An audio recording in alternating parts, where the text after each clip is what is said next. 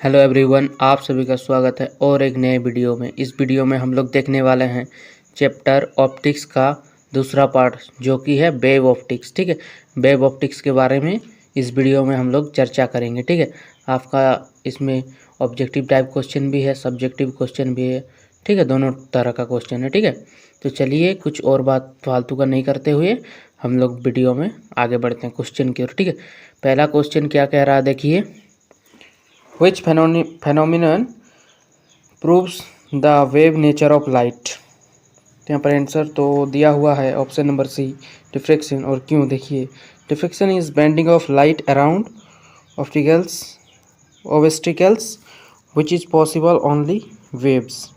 Obstacles मतलब क्या होता है बताइए। जैसे कि एक सीट रखा हुआ है, ठीक है, और उस सीट के ये दूसरा साइड से आप लाइट मार रहे हैं, ठीक है, लेकिन कोई सीट के पीछे खड़ा है, ठीक है, लेकिन उसको लाइट थोड़ा थोड़ा दिख रहा है, ठीक है, वो उसी चीज़ को कहते हैं। ठीक है, तो वही वाला वेव नेचर में ही पॉसिबल है। ठीक है, तो वही वेव नेचर ऑफ लाइट का पता चलता है, उसी से हम लोग को क्या पता चलता है, वेव नेचर ऑफ लाइट का। ठीक है, यहाँ पर एक्सप्लेनेशन आप लोग देख के समझ गए होंगे। ठीक है, तो चलिए नेक्स्ट क्वेश्चन की ओर। नेक्स्ट क्वेश्चन क्या कहता है, देखिए। नेक्स्ट क्वेश्चन कहता है, in Young double slit experiment fringe width is directly proportional to fringe width मतलब क्या होता है, किसी को पता है फ्रिंज विथ मतलब क्या होता है? इसका मतलब जैसे लाइट के ऊपर पट्टी पट्टी होता है, ठीक है, फ्रिंज मतलब आपका फ्रिंज मतलब होता है पट्टी। ठीक है, तो इसमें लाइट का बात हो रहा है तो मतलब लाइट पे पट्टी। ठीक है, तो पट्टी है, ठीक है, जो कि किस पे है, distance of screen directly proportional होता है, directly proportional to distance of screen. ठीक है, यहाँ पर एक्सप्लेनेशन देख लीजिएगा आप लोग। ठीक, fringe width is Y D S E depends on, किस पे डिपेंड करेगा ये बताइए। देखिए यहाँ पर दिख रहा है साफ साफ ऑप्शन नंबर बी। ठीक है, वेवलेंथ ऑफ लाइट, लाइट का वेवलेंथ पे डिपेंड करेगा।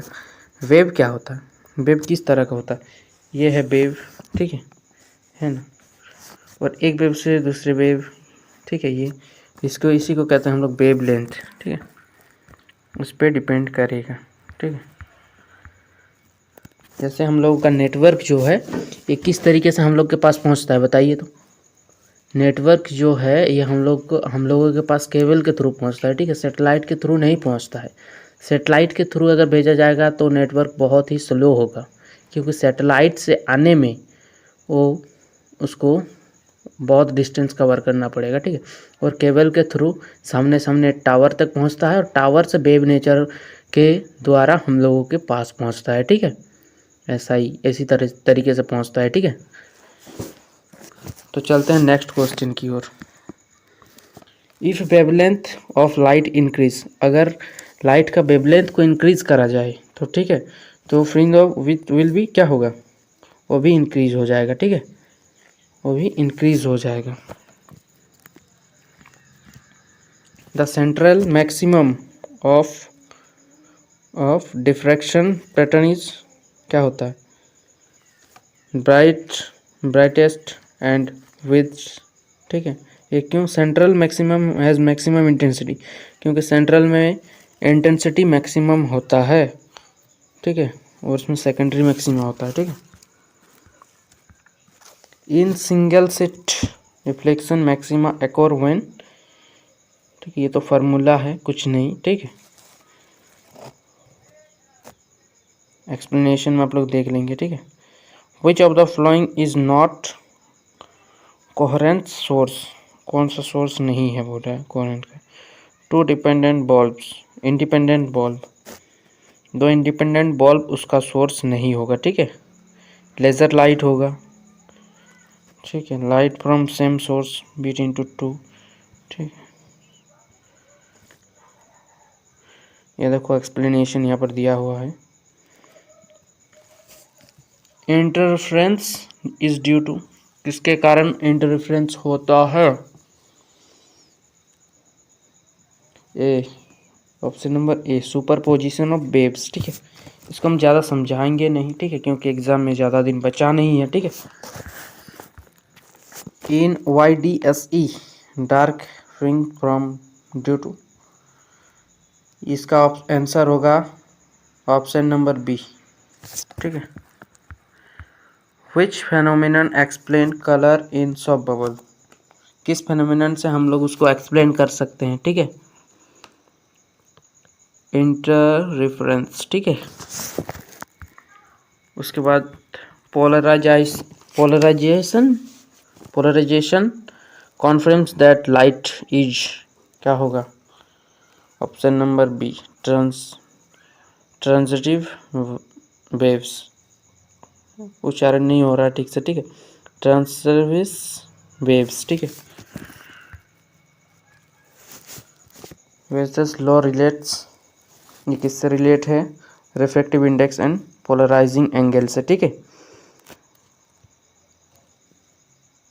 ये तो फार्मूला के ऊपर डिपेंडेंट होगा, एंगल बिटवीन 90 डिग्री होता है, इसीलिए वो परपेंडिकुलर होता है। ठीक है, आप लोग इसको कर लीजिएगा। ठीक है, ये देखिए, अगर इसको इंक्रीज करा जाए तो इसको एक को डिक्रीज करना पड़ेगा, फिंगर विड्थ को अगर इंक्रीज करा जाए तो सेपरेशन जो की है उसको डिक्रीज करना पड़ेगा। ठीक है, क्योंकि वो इन्वर्सली प्रोपोर्शनल होता है, फार्मूला यहाँ दिखा हुआ। ठीक है, डिफ्रेक्शन इज मोर पोरमेंट व्हेन, क्या होता है, ये एक्सप्लेनेशन में देख लीजिए आप लोग। ठीक है, शॉर्ट वीडियो को नहीं ज़्यादा नहीं समझा। ठीक है, आंसर और एक्सप्लेनेशन दोनों दिया हुआ ना, तो ज़्यादा बोलेंगे तो वीडियो लंबा होगा और एग्ज़ाम में ज़्यादा दिन बचा नहीं है, जिस कारण से आप लोग पूरा वीडियो नहीं वॉच कर पाएंगे। ठीक है, जिससे कि आपको बहुत कुछ मिस हो जाएगा। ठीक है, क्योंकि बच्चे ऐसा करते हैं ना कि ज़्यादा लंबा वीडियो देखता है और वो उस पर वीडियो में घुसता ही नहीं है। ठीक है,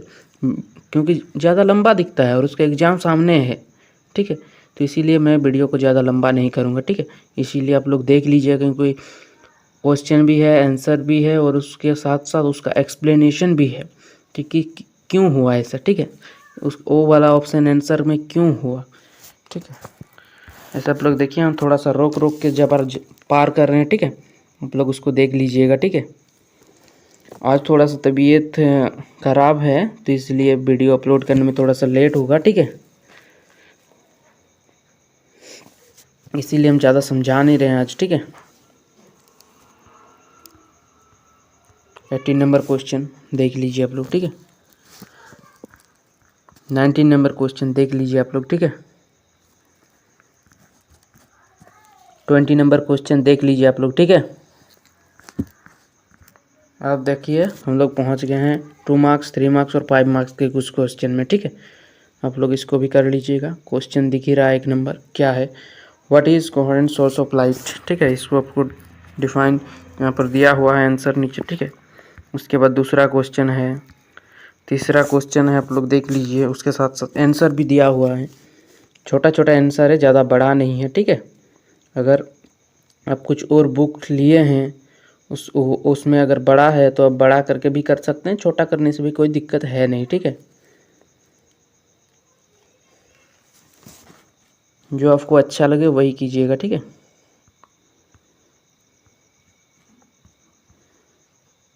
देखिए 5 नंबर क्वेश्चन, उसके साथ साथ उसका आंसर थोड़ा सा रोक रोक के पार कर रहे हैं। ठीक है,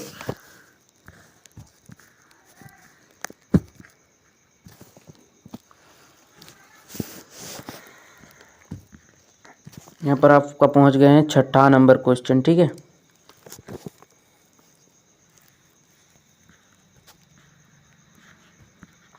अभी पहुँच गए हैं 7वां नंबर क्वेश्चन। ठीक है,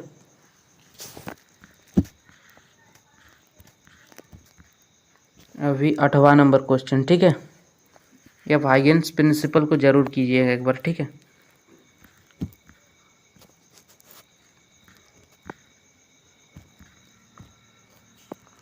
और ये आपका सेकंड लॉ किया हुआ नहीं है कंप्लीट, आप इस कर लीजिएगा। ठीक है, जितना बड़ा है वो आप बुक देख के कर लीजिएगा। ठीक है, अगर आप बोलेंगे तो हम शॉर्ट वीडियो में आपको प्रोवाइड कर देंगे फ़ोटो। ठीक है, और ये सब 9 नंबर 10 नंबर और 11 नंबर का आंसर किया हुआ नहीं है, आप लोग खुद से कीजिएगा। ठीक है, तो ठीक है, इसी के साथ मैं अपना वीडियो वहीं पर समाप्त करता हूँ। उससे पहले कुछ कहना चाहता हूँ, क्योंकि इलेक्ट्रोमैग्नेटिक वेव्स और जो आपका ये है एसी करंट डीसी करंट, ठीक है, एसी डीसी वाला अल्टरनेटिंग करंट वाला जो चैप्टर है उसको हम अभी तक नहीं कराए हैं और करा देंगे, ठीक है। कल या परसों को आपको पूरा मॉडर्न फिजिक्स एक ही साथ एक ही वीडियो में दिखने वाला है, ठीक है।